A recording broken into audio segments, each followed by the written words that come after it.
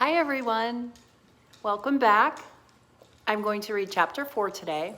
I took the puppies for a nice long walk so they wouldn't be too disruptive. And I hope you guys are finding fun things to do at home. Thank you very much for all of your birthday love and emails and pictures of your pets. Keep it coming, I miss you very much. Chapter 4, Loneliness. The next day was rainy and dark. Rain fell on the roof of the barn and dripped steadily from the eaves. Rain fell in the barnyard and ran in crooked courses down into the lane where thistles and pigweed grew. Rain spattered against Mrs. Zuckerman's kitchen windows and came gushing out of the downspouts. Rain fell on the backs of the sheep as they grazed in the meadow. When the sheep tired of standing in the rain, they walked slowly up the lane and into the fold. Rain upset Wilbur's plans. Wilbur had planned to go out this day and dig a new hole in his yard. He had other plans too. His plans for the day went something like this: breakfast at 6:30, skim milk, crusts, middlings, bits of donut, wheat cakes with drops of maple syrup sticking to them, potato skins, leftover custard pudding with raisins, and bits of shredded wheat. Breakfast would be finished at 7. From 7 to 8, Wilbur planned to have a talk with Templeton, the rat that lived under his trough. Talking with Templeton was not the most interesting occupation in the world, but it was better than nothing. From 8 to 9, Wilbur planned to take a nap outdoors in the sun. From 9 to 11, he planned to dig a hole or trench and possibly find something good to eat buried in the dirt. Pause. If he started at 9 digging and didn't finish until 11, what is the elapsed time that Wilbur spent digging? And you remember elapsed time is the time an event starts to the time it ends. How much time did that event take from start to finish? Elapsed means the time that passes. We just started that when we finished before this break. So from 9 o'clock to 11 o'clock, how much time passed? You can answer that in the Google Classroom. From 11 to 12, he planned to stand still and watch flies on the boards, watch bees in the clover, and watch swallows in the air. 12 o'clock, lunchtime. Middlings, warm water, apple parings, meat gravy, carrot scrapings, meat scraps, stale hominy, and the wrapper off a package of cheese. Lunch would be over at 1. From 1 to 2, Wilbur planned to sleep. From 2 to 3, he planned to scratch itchy places by rubbing against the fence. And from 3 to 4, he planned to stand perfectly still and think of what it was like to be alive and to wait for Fern. At 4 would come supper: skim milk, leftover sandwich from Lurvy's lunchbox, prune skins, a morsel of this, a bit of that, fried potatoes, marmalade drippings, a little more of this, a little more of that, a piece of baked apple, a scrap of upside-down cake. Wilbur had gone to sleep thinking about those plans, and he awoke at 6 and saw the rain, and it seemed as though he couldn't bear it. "I get everything all beautifully planned out, and it has to go and rain," he said. For a while, he stood gloomily indoors. Then he walked to the door and looked out. Drops of rain stuck to his face. His yard was cold and wet. His trough had an inch of rainwater in it. Templeton was nowhere to be seen. "Are you out there, Templeton?" called Wilbur, and there was no answer. Suddenly, Wilbur felt lonely and friendless. One day, just like another, he groaned, "I'm very young, and I have no real friends here in the barn. It's going to rain all morning and all afternoon, and Fern won't come in such bad weather. Oh, honestly." And Wilbur was crying again for the second time in 2 days. At 6:30, Wilbur heard the banging of a pail. Lurvy was standing outside in the rain, stirring up breakfast. "Come on, pig," said Lurvy. Wilbur did not budge. Lurvy dumped the slops, scraped the pail, and walked away. He noticed that something was wrong with the pig. Wilbur didn't want food. He wanted love. He wanted a friend, someone who would play with him.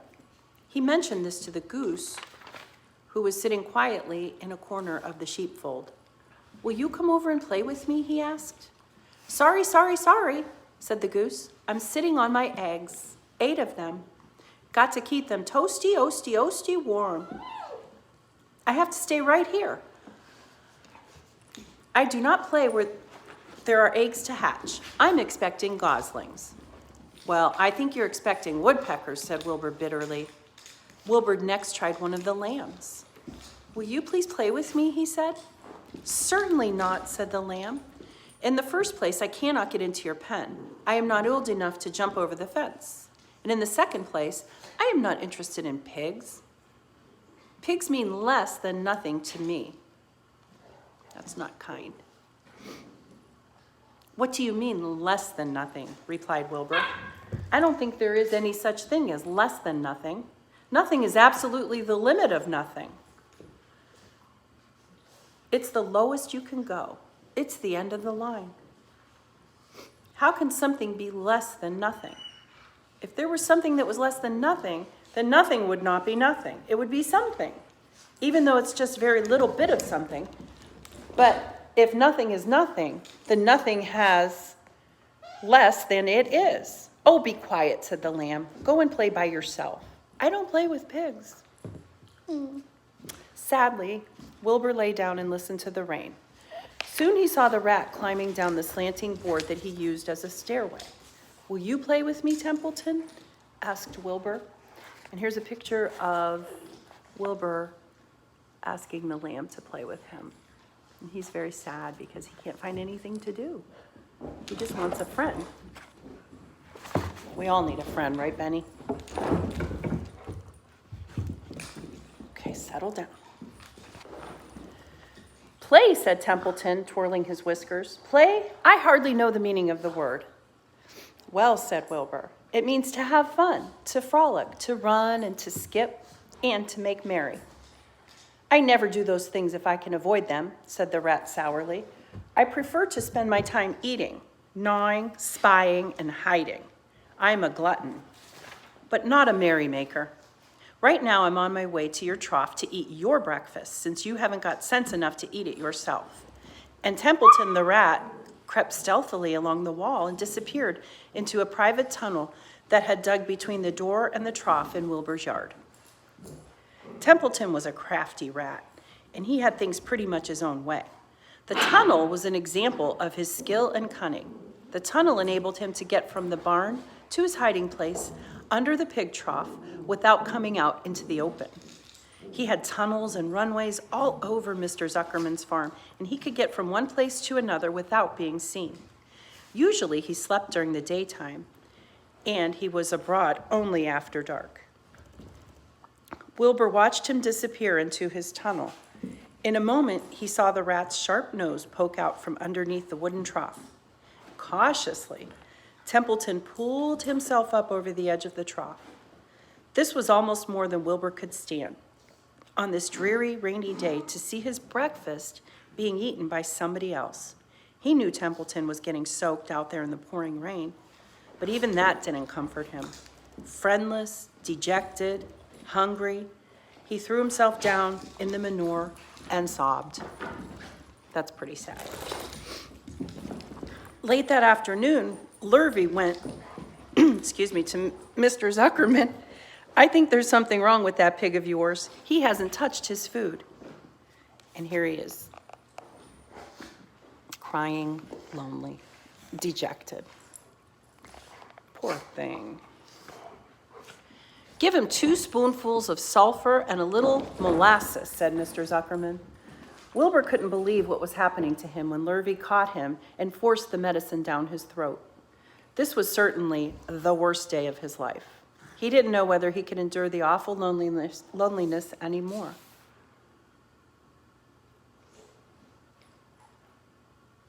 Darkness settled over everything. Soon there were only shadows and the noises of sheep chewing on their curds. Occasionally, the rattle of a cow chain up overheard. You can imagine Wilbur's surprise when out of the darkness came a small voice that he had never heard before. It sounded rather thin, but pleasant. "Do you want a friend, Wilbur?" "I'd be a friend to you.